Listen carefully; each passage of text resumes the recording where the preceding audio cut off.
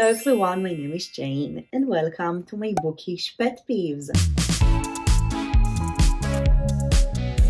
So today I'm going to share with you my bookish pet peeves. Basically it means all the things that I really hate in books. Some of them are things that I'm sure we all can relate to, and some of them are things that makes me angry, but they are personally for me. So I just wanted to share all of those stuff with you because I love complaining about stuff. I feel like it's fun also to talk about the things that you don't like about books and not only the things that you do like about books. And yes, I think that I'm just going to start with the first bookish pet peeve, and this is something that I'm sure that everyone hates, and this is stickers on book covers. I really hate permanent stickers that you can't take down. Like, why are you doing it? I really can't understand. Like, it's okay if you want to promote something or to say something about the book, but give us the option to take the sticker off. I don't think that I ever heard anyone that likes stickers on book covers, so I'm sure that it's something that most of us can agree on, and I still can't understand why they keep putting permanent stickers on book covers. Like, for example, the sticker here on Shadow and Bone, it's a Netflix sticker, and honestly I can't get why I need to know it. Like, it's okay that there is a Netflix series, and a lot of times I watch series or movies that are based on books that I love, but I won't pick a book just because there is a Netflix series. I will probably pick a book because I want to read it, and if there is a Netflix series I might check it out, but I won't pick a book just because there is a Netflix series. So I don't see the point of putting the sticker on the cover. It's a permanent sticker, like you just can't take it down, and this whole sticker situation is just really frustrating. Now the next bookish pet peeve is something that I know that some people do, and it's okay, like you can do whatever you want with your books, it's your books, but for me it really drives me insane, and this is dog ear pages. Basically I'm talking about taking the page that you are reading and then folding the page like a dog ear so you can use it as a bookmark, or I don't know. And I personally really hate it. Like, I really love keeping my books as new as possible. It's something that really difference between people. I don't really love to break my spines, and I don't love that my books seem really used. I prefer for them to be in the best condition possible. But there is stuff like annotating books, writing in books, tabbing books, things like this that are making a book not being new that I can get, because I get why people do it. I get the fun of doing something like this, but specifically dog ears, I just can't understand it. I can see it. It really makes me feel uncomfortable when I see a dog ear on books. I just personally don't like it. Again, it's something that I know that a lot of people does, and like, if you are doing it, it's totally okay. If you are doing it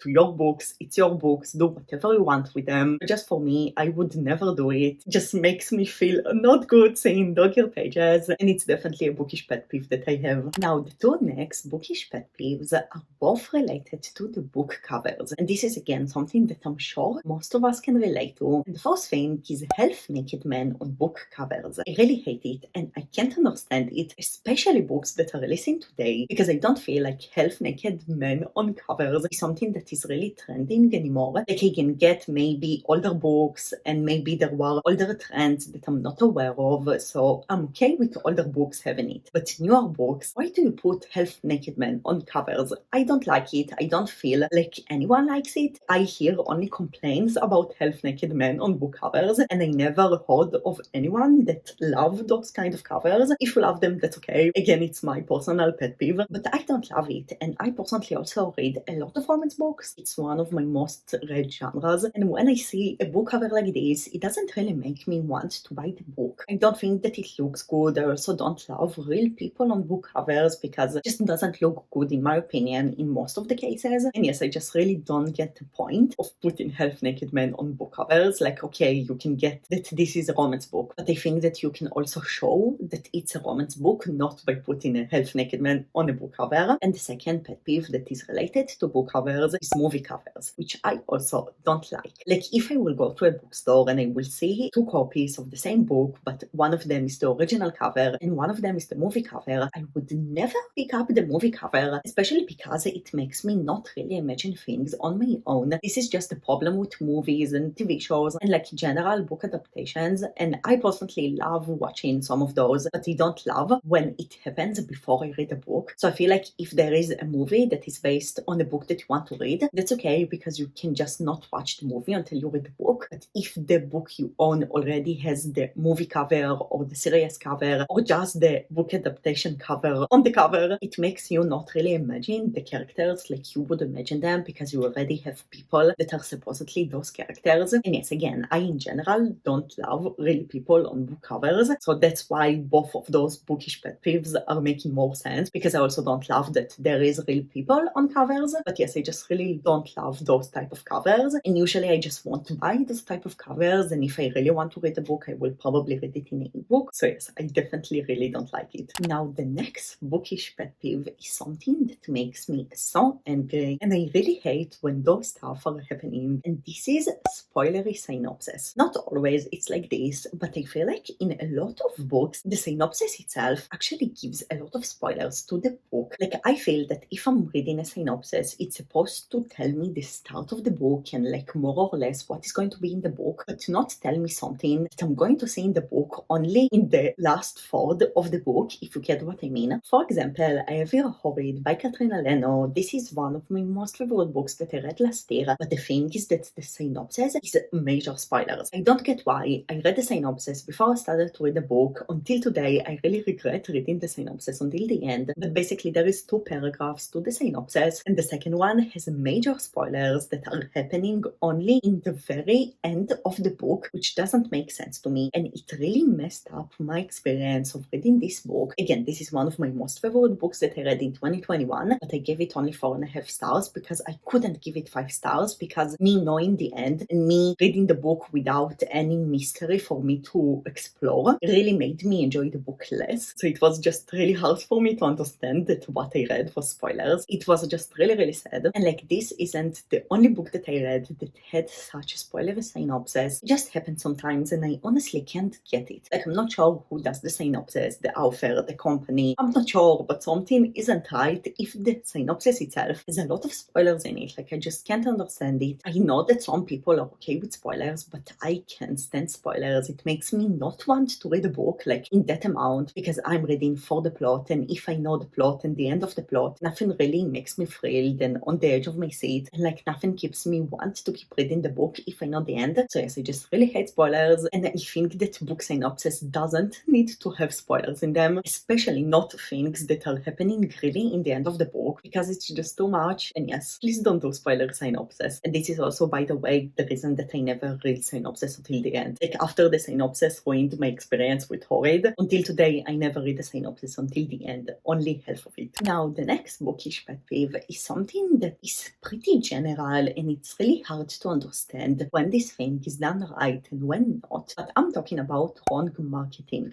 Basically, when a book says that it's one thing and it's not really this one thing. The biggest example that I have for this is books that are saying that they are one genre and they are not this genre. I feel like, for me specifically, with the books that I read, it happens to me a lot in thrillers, that I'm coming to a thriller and it says to me that this book is a thriller, but it's actually or a contemporary or a mystery. And again, it happens to me a lot with thrillers, and I really don't love it, because you're saying that a book is a thriller, so why are you saying it? You can say that this book is only a mystery. That's okay. Not every mystery is a thriller. And again, this is just the example of thrillers that I have on my mind, but it happens also sometimes with age group. I feel like I read a lot of books that are saying that they are or YA or adult, and those books aren't actually those things, and I really, really don't love it, because I'm getting to read a book for a specific reason. It can be because of a genre that I love, or because of age group that I feel comfortable with. And if I'm coming to a book and it says to me that this is romance, but in the end there isn't almost any romance, although it was marketed as a mostly romance book, it just really makes me angry. I'm personally a mood reader, so if I'm coming to read a specific genre, I want to read a specific genre. If the book doesn't give me this specific genre, I just won't enjoy it, no matter how good the book is. And I also want to say that it's not always the problem of the marketing of the author or the publishing company. It's not always from their side. A lot of times you're hearing things about books not from the author, but from social media and people that are promoting the book, and that's okay. Like, sometimes you just get the wrong information. But I'm talking about specific situations like this book, The Project by Courtney Summers. From what I know, it's supposed to be a thriller mystery. Like, it's just supposed to be some kind of thriller mystery about a cult, and it sounded so good. And when I read the book, I was so disappointed disappointment because it's not a thriller. There isn't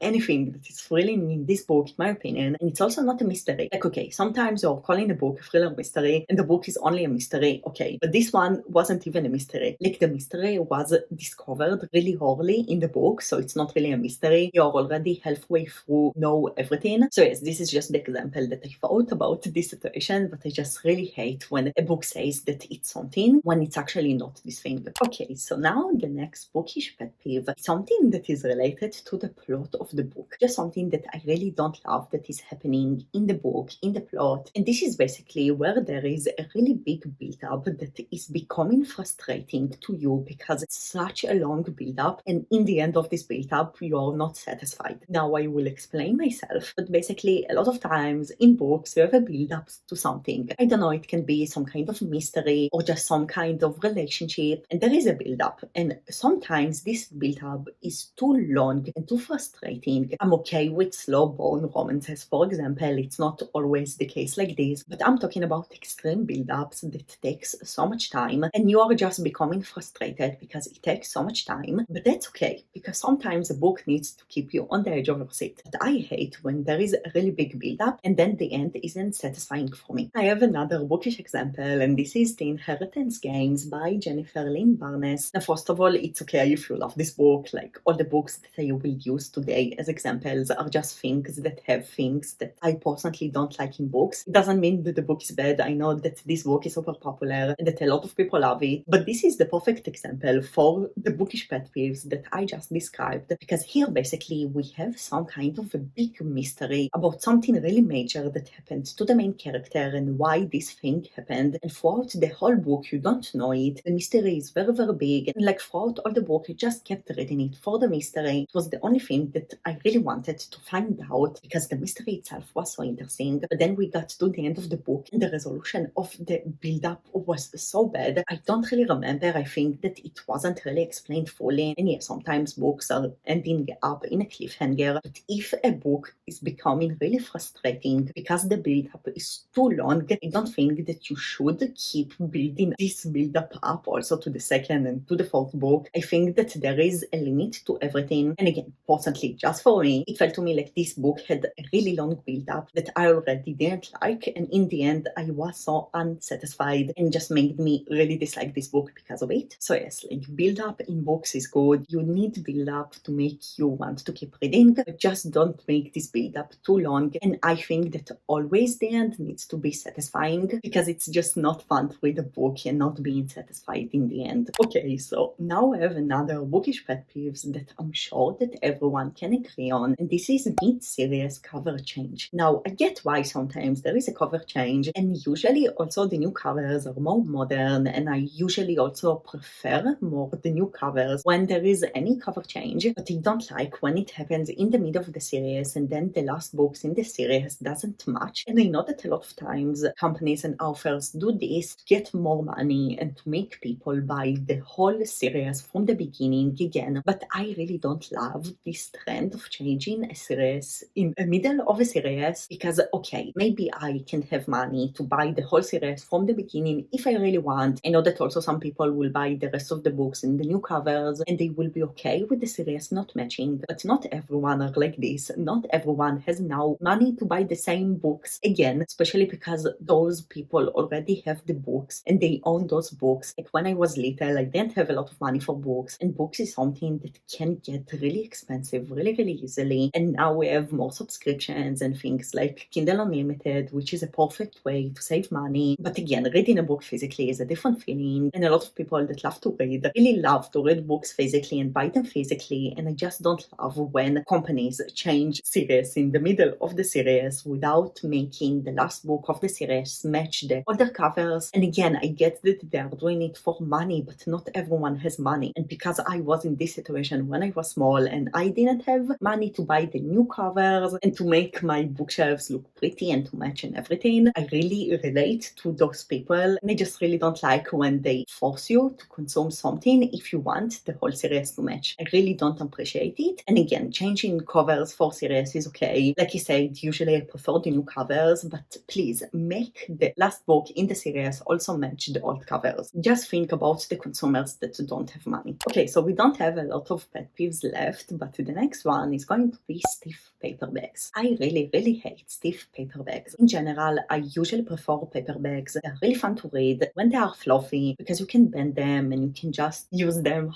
however you like because they are just so comfortable. But I feel like stiff paper bags are just not comfortable. I'm going to use Heartless by Marissa Mayer as an example because I always use it as an example for a stiff paper bag because it's really a stiff paper bag. But first of all, I don't like when the spine breaks, and I already said it in this video, but this is those kind of things that are depends on the people. Some people are okay with breaking spines, and I break them when I need because I just don't have any option. I need to read a book, so this is the only option to read a book. But another thing that I really hate in stiff paper bags is that they are not comfortable. Also, if you bend the book all the way through, like this book that I bent because I read it, it's still not fun to hold the book. The paper doesn't feel good. The quality isn't the same quality as a fluffy paper bag. I just feel like it's so not fun to read a stiff paper bag. And when I order a book and I realize that this is a stiff paper bag, I get really sad. Again, breaking spines is not fun, but what's really matter to me in stiff paper bags, it's that they are just not fun to read. Also, if you are okay with breaking the spine and like open it all the way through, they are still not fun to read as fluffy paper bags. And now the last Bookish pet peeve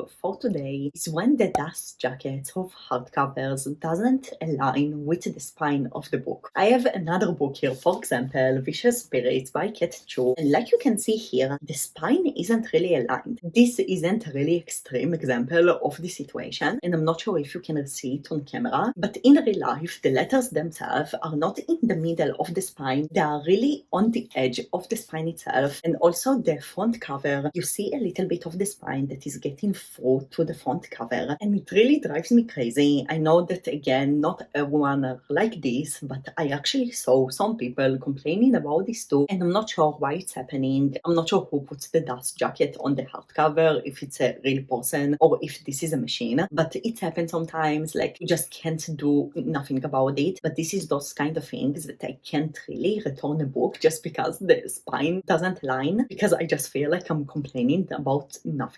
But when this spine is on the bookshelf, you really notice when some spine isn't aligned and when the front or the back cover is getting to the spine. You just really see it when you have a really beautiful bookshelf and one book is like this, and I just really don't like it. It's just so not fun to buy a book and to get excited and then seeing that the spine isn't aligned. And yeah, sometimes you can bind the dust jacket a little bit and to make it align, but not always it's like this. And a lot of times you will see the change and it will just look weird, if you get what I'm saying. So yes, I just really don't love when the dust jacket doesn't align the book and how it's supposed to be, and it just happens sometimes, which is sad, and this is definitely something that I really don't love in books. And yes, this was my bookish pet peeves, all the things that I really hate in books. It was so fun to talk about everything and to share with you things that drive me sane in books. I feel like a lot of those are things that you are probably going to relate to, but also some of those I'm not sure if it's only just me or also other people. So please let me know also if you relate to some of those bookish pet peeves. Do you have another pet peeve that I didn't mention that you really don't love that happening in books? Please let me know, because again, it's also fun to complain about books and just to relate to each other about things that we don't like that happening in books. And yes, I really hope that you enjoyed this video, and I will see you in the next one. Bye everyone!